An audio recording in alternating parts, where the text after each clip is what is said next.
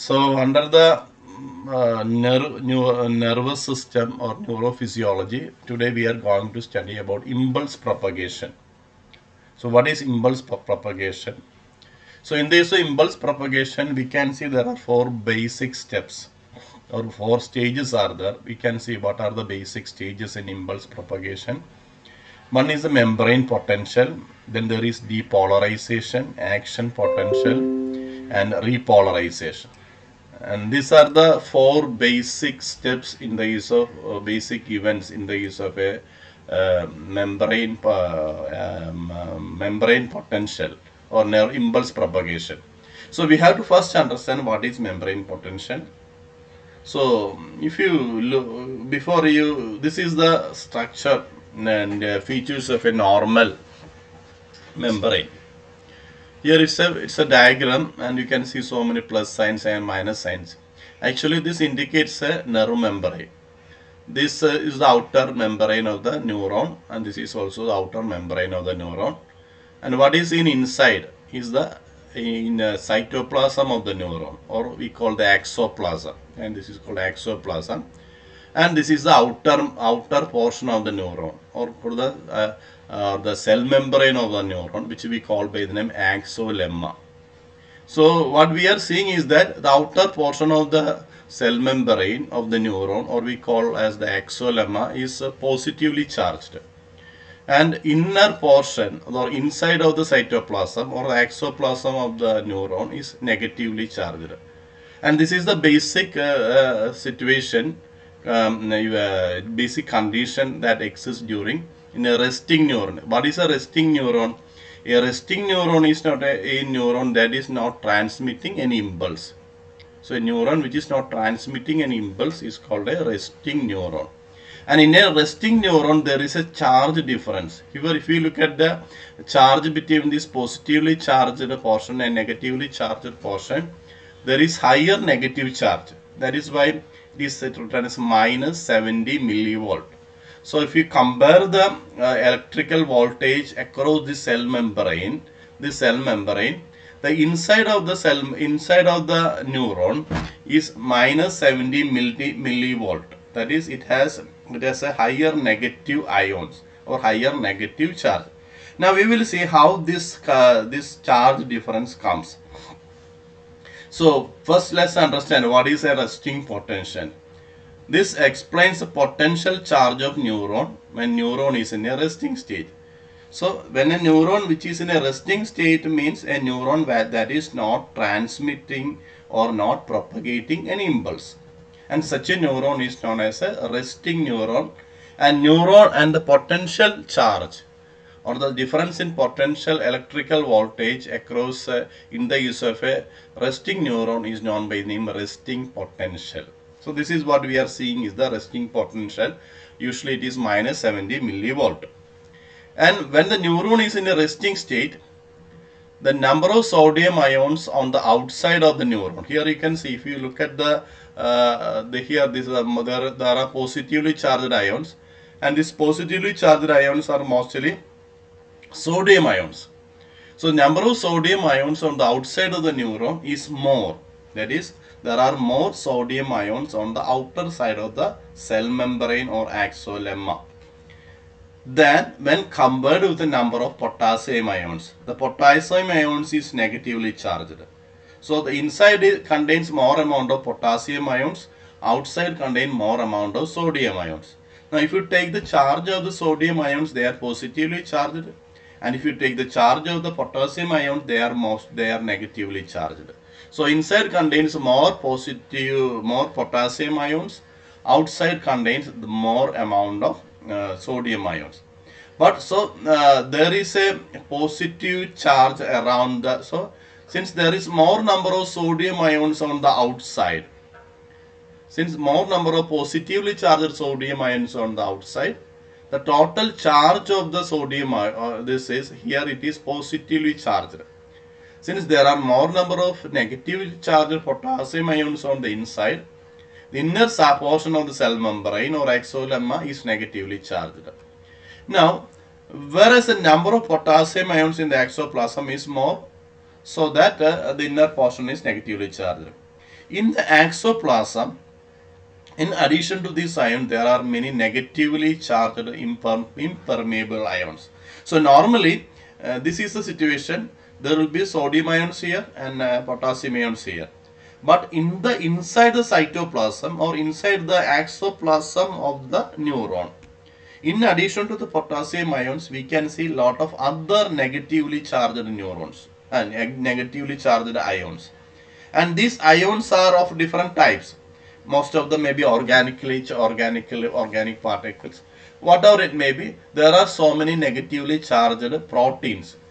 And these negatively charged proteins also increase the negative charge. So because of the presence of several negatively charged protein in the inside of the exoplasm, that negatively charged proteins will be imparting an additional negative charge to the cytoplasm or exoplasm of the neuron. So if only potassium and sodium ions are present, there will not be any charge difference. But it is because of the presence of several negatively charged impermeable proteins. Impermeable means which cannot pass through the membrane, which cannot pass across the membrane. That is why it is called impermeable protein. And these proteins are present inside the cytoplasm or the exoplasm of the neuron. So that, and there they are mostly negatively charged. And because of the additional negative charge produced by this protein, there is an additional negative charge inside the exoplasm. This additional negative charge will come to around minus 70 millivolt. So if you look at a resting neuron, and measure the electrical voltage of that resting neuron, most of the time we can see that is minus 70 millivolt. How that charge comes? Because outer portion contains a lot of sodium ions which are mostly positive charged. Inner portion contains a lot of potassium ions which are negatively charged. But if only sodium and potassium ions are present, there will not be any charge difference.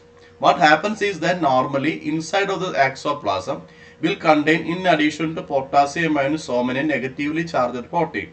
And this negatively charged protein will be creating an additional negative charge, and that additional negative charge will come to minus 70 millivolt.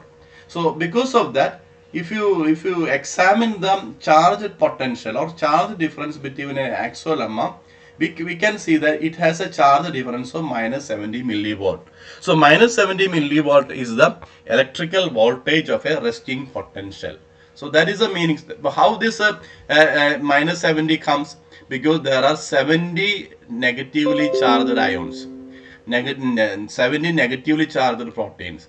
So there are an excess of 70 negatively charged proteins on the exoplasm that will be producing a minus 70 millivolt or millivolt of negative potential. That is why in a resting potential, otherwise known as a membrane potential, we can see a charge of minus 70. How this charge comes? So there are two terms, whether we use the term resting potential or we use the term membrane potential, both are same. Membrane potential is the potential of a neuron. When a neuron is in a resting condition, that is when a neuron is not propagating, not transmitting an impulse, that neuron is known as a resting neuron, and the potential difference of a resting neuron is known as a resting potential. That is usually minus 70 millivolt. That the reason for the presence of that minus 70 millivolt is that inside the exoplasm of a resting neuron, there are 70 extra negatively charged proteins. These 70 extra negatively charged proteins will be imparting a minus 70 millivolt of negative potential or negative charge, and that minus 70 is the charge of a resting potential. Now the last point, in a resting stage, sodium ions move out from the exoplasm. See, this is the situation. So if there are any sodium ions, these sodium ions will be moving out, because normally the inside will be containing mostly negatively charged potassium ion. If any potassium ions are coming on the outside, they will be moving inside into the exoplasm. And this is the event that is normally taking place. So in a resting stage of the neuron, sodium ions move out from the exoplasm, whereas the potassium ions from the outside. If there are any potassium ions, that will normally come in, move into the exoplasm. So the outside will be always positively charged, inside will be always negatively charged. That will be the situation. This movement of sodium and potassium ions is called sodium potassium pump. So that is the another term called, what is a sodium potassium pump.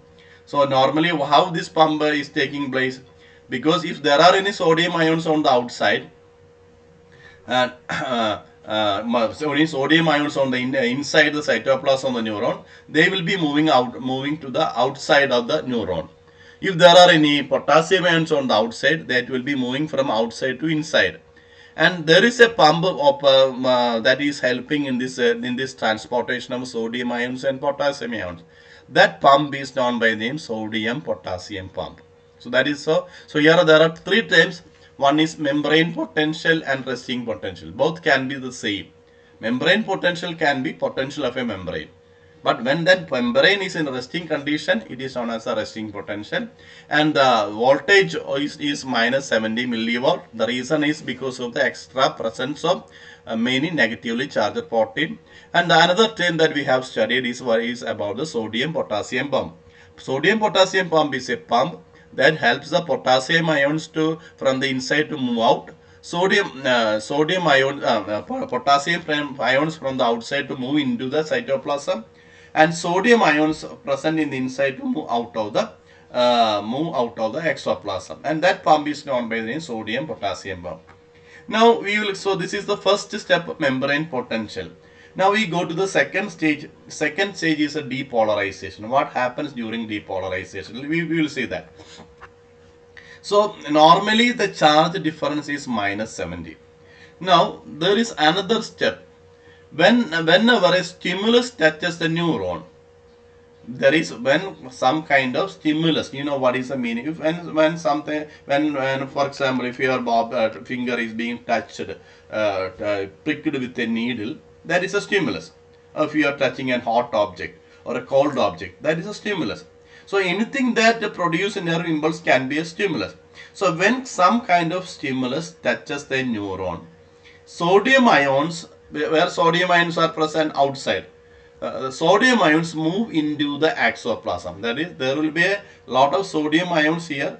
When there is a stimulus, at the region of the stimulus, the sodium ions will be moving into the exoplasm. So that will be the event. Sodium ions will move into the exoplasm. When 70 sodium ions move into the exoplasm, what will happen? The potential becomes 0 millivolt. What is a normal charge? Normal charge is minus 70 millivolt. And this minus 70 millivolt is coming because of the presence of 70 negatively charged protein. When 70 positively charged sodium ions from the outside move into the exoplasm, what will happen? This minus 70 and plus 70 millivolt produced by the sodium ions will cancel each other, and the total charge will be 0 millivolt. So when 70 positively charged ions enter into the exoplasm, the total charge difference inside the exoplasm will be 0 millivolt. And this process is known as depolarization. That is, there is no polarization, or simply depolarization. There is no charge difference. There is no potential difference, and we call it by the name depolarization. So normally this is a situation. This situation is that minus 70 will be the millivolt, minus 70 millivolt of charge difference will be there. When some stimulus is occurring, 70 potassium ions from the outside will move into the exoplasm, and charge becomes 0. And that process is known by the name depolarization. That is, there was an original charge of minus 70, which will be replaced by 0 charge. There will not be any charge, and that situation is known by the name depolarization. Now normally, so when 70 so what will happen if more than 70 sodium ions are coming? That is the next step. And next step is known as action potential. Here you can see this is the action potential. So we had seen what is membrane potential, how the depolarization is taking place, and we have to now see what do you mean by action potential. Let's see what is an action potential. It explains the potentiality of the exoplasm when the nerve impulse is passing through it. That is, when some kind of nerve message or a stimulus or impulse is passing through the neuron, what will be the potential difference or potentiality of the exoplasm?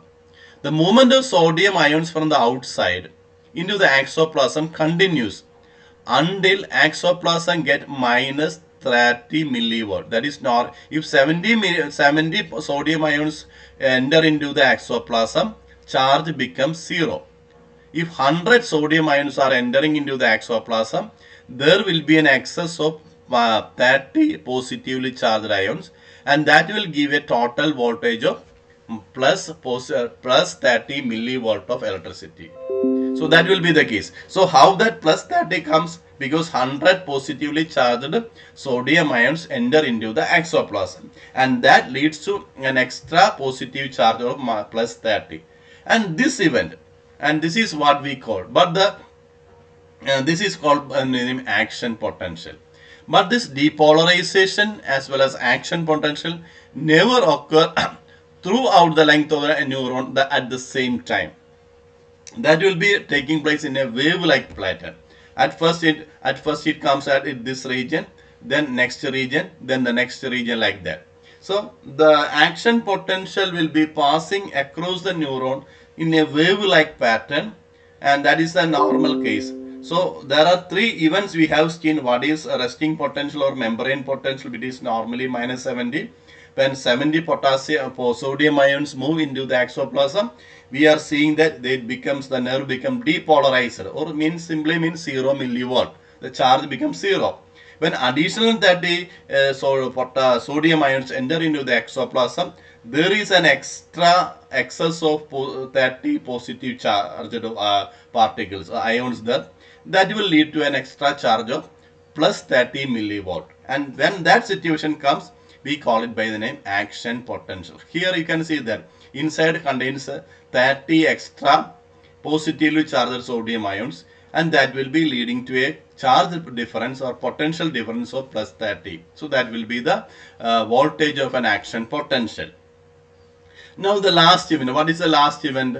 Last event is a repolarization. Repolarization simply means coming back to the original condition. What was the original condition? This was the original condition.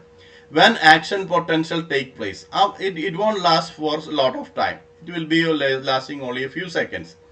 Then this explains alteration of action potential.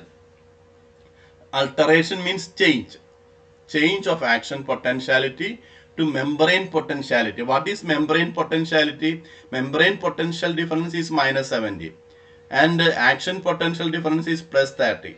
So when plus 30 becomes the minus 30 again, we call that event as the repolarization.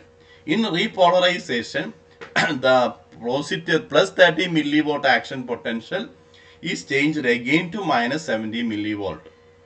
And minus 70 millivolt was the original potential. And that event is known by the name repolarization. There is a spelling mistake here. And in this 100, so what will happen during repolarization? So here, what we are seeing here is that there is a 30 extra positive ions here. So in order to become 70 negative charge, minus 17 millivolt of negative charge, only this 30 millivolt, 30 extra positive ions are being pumped outside. That will only produce a 0 millivolt of current. So what happens is that 100 sodium ions, 100 positively charged sodium ions will be moving out from the exoplasm. When 100 sodium ions are moving out from the exoplasm, what will happen? There is a charge difference. There is a difference of minus 70 negative. There is a difference of minus 70 negative charge, or we can see that there is an excess of 70 negatively charged particle inside the exoplasm, and that situation is what we call by name repolarization. So here you can, this is the repolarization.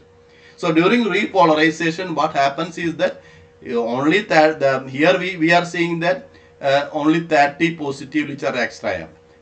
That 30 plus 70, 30 plus 70, 100 sodium ions will be moving out from the exoplasm, and exoplasm will be getting a charge of minus 70 again, and that situation is known by the name repolarization. This is known as a repolarization. So there are four basic stages in an action potential or in the propagation of action potential. One is membrane potential, the second event is the depolarization, third event is the action potential, and fourth one is the repolarization. Now there is one law which we call as the all or none law. I think you might have studied about all or none law, because what I was discussing till now is portions which you have studied in your plus 2 classes. But at that time, if you have not properly understood what is action potential, what is resting potential, there may be a lot of confusion. But keep this picture in your mind, and if that picture is in your mind, you can very easily explain what is membrane potential, depolarization, action potential, and repolarization. And some of the texts may not be explaining this idea very clearly, so you might be having a lot of confusion. But if with the help of this picture, you draw this picture on your notebook and try to explain yourself. So what is happening? So clearly get an idea what is membrane potential, depolarization, action potential, and repolarization. If you have a proper idea of that, in the coming classes it will be more easier for you. Now we will take one more portion, and that is all or none law. It explains speed of movement of impulse in a non-myelinated neuron. What is a non-myelinated neuron? Normally in a neuron, in the last class, if you have watched the video properly, you may be remembering that normally the outside of an axon will be covered with a fatty material called myelin sheath. If that fatty material is there, we call it by the name myelin sheath. So a neuron which is covered with the myelin sheath is known by the name myelinated neuron. A neuron which is not covered with the myelin sheath is known by the name is non-myelinated neuron. A neuron which is covered with the myelin sheath is known as myelinated neuron. Now there is a for the minimum amount of stimulus required for the transmission nerve impulse. That is, for example, when you are touching a hot object or a cold object, to feel that hotness, to feel that coldness, a certain minimum amount of heat or cold should be there. Only then your body will be producing a stimulus. That minimum stimulus that is required for the transmission of a nerve impulse is known by the name threshold stimulus. Threshold simply means the minimum. If it is below that minimum level, there will not be any stimulus production. When the stimulus is below threshold stimulus, impulse transmission does not take place.